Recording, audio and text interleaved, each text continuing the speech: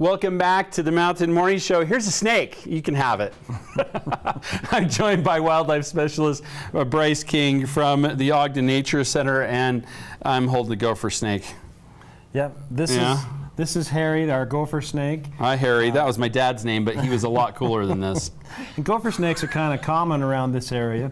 They're one of the mimickers of rattlesnakes. Right? People think they are. And so people confuse them with rattlesnakes, but you can tell the tail doesn't have the rattles, and their head is not the shape of a rattlesnake. I've got kind of a... Right. Let's show that difference. That's a rattlesnake head. That's a rattlesnake head, real broad.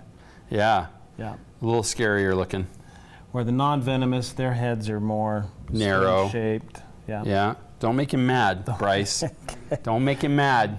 Now this was a milk snake, and they represent or resemble the coral, the right? coral snake. Ah. Now we don't have coral snakes really here in Utah. You may run across them down in Arizona. Right. Way southern Utah is a possibility, right? Possibility. Yeah. But there's a little poem I can teach you. It's red on yellow, like this one here. Right. Red on yellow will kill a fellow. Yeah. Red on black is a friend of Jack. Yeah. And I'm going to hang around long enough to see that. Yeah, who knows? You'll get confused. And so, yeah, be careful if you're out hiking. On the trails, you're going to see more snakes and stuff, especially this time of year. Yeah. They start emerging out and wanting to sun themselves. But that's what they're wanting to do. They want nothing to do with us. They are really frightened of people. Yeah. And, why and would so they be? They're not going to scary. chase you down the trail or anything like that. Right. But you got to be careful, because if they're asleep on a rock or something, and you step on them, then they may strike out, especially a rattlesnake or something like that. So you got to be careful when you're out hiking. Well, let's talk about that. The one thing that we talk about here just a moment ago is the resemblance to a rattlesnake. They also mimic them in sound too by rustling leaves, right? Yeah, he'll use his tail and wiggle it into the weeds. Yeah. And mimic a rattlesnake. He'll coil up and put his head back like a rattlesnake. Yeah, try to pretend to be one. And he'll mimic that. And that's his defense for like coyotes and fox and stuff. Right, because if the coyote doesn't know the difference, he survives. And he'll survive. But people may see that and they don't want to take the chance, and they may kill the snake. So right, don't kill them. They're not, it's not necessary, and we need them. Yeah, right? They're catching a lot of rodents for us and controlling the rodents that we don't want in our home. Hey, dude. Yeah, the tongue is the thing. I'm not so. He looks mad now. Uh-oh. That's the part that I don't like, is the tongue. It gets me. Are you okay? I'm a friendly guy. I'm a friend of Jack, right? Oh boy. Now they're cold-blooded, so when you see them in the mornings and stuff, it's just because they want to get out into the sun. Yeah, he's actually trying to stay warm on me, right? Right. Isn't that part of this? He's collecting the heat from you. Yeah. Yeah.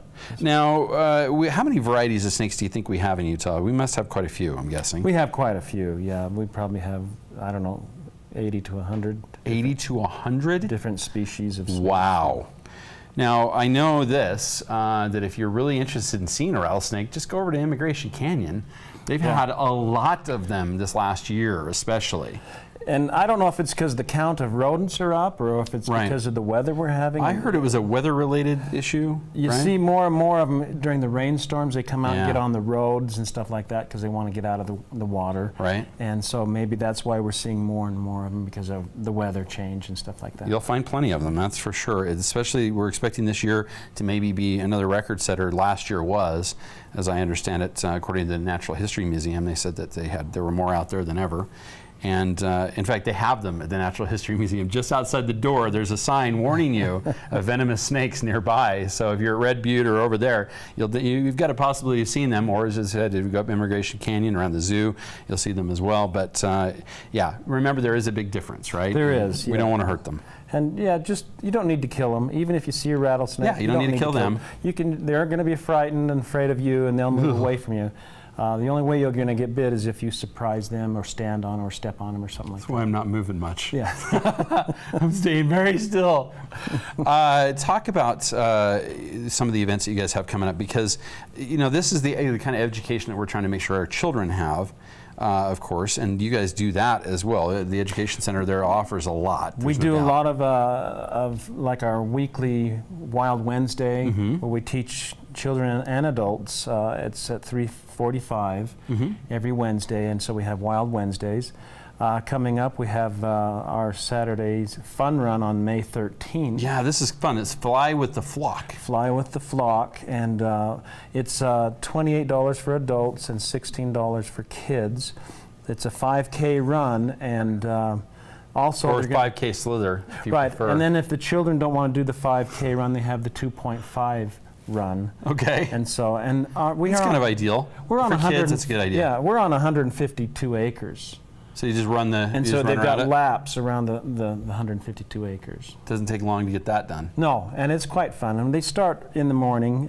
It's going to start at 8 o'clock, but they need you there to register and make sure you're registered by 6:30 to 7. Okay, okay.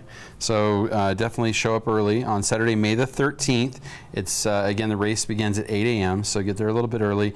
There'll be a lot of fun. There's a lot of good sponsors for this event. Our friends from the Standard Examiner will be there, right? They're one of the sponsors for sure. Who else have we got? I know McKinney Hospital, others. We've got quite a few people that are sponsoring. Solomon, lots of good folks. I don't want to leave anybody out. There's a lot, so let's just say that. But needless to say, it's a great event. There'll be some prizes and more. So definitely want to come in and join in the action. Right.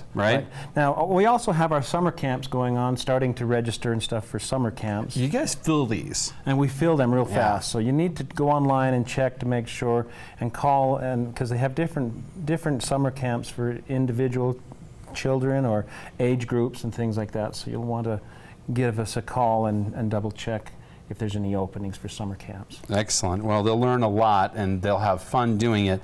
That is really what the Ogden Nature Center is all about. Huge acreage of learning opportunity.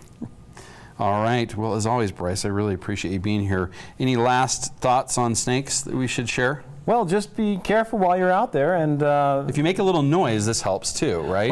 Well, snakes feel vibration. They really don't have ears to hear it, but so it's a vibration. So they can hear you on the trail, though. They'll hear feel that sound, vibration. They'll feel it, yeah. And so, but I've walked up on rattlesnakes because they're sleeping, and you can't tell if they're sleeping because they don't have eyelids. Yeah. And so he might be asleep right now. He could be asleep right now, and you don't know. And so be careful because you may startle them, and then they need to lash out if you're frightened. Lullaby and good night. Just trying to get him to go. Could I be a snake charmer? You could. It's not hard to do it. So. Well, I'm sure trying, and I'm trying not to be charmed by him. I think he's in love with you. It's a little bit of caw kind of going on here. Look into my eyes. He only seems angry when those eyes kind of go forward. Then I'm like, he looks mad.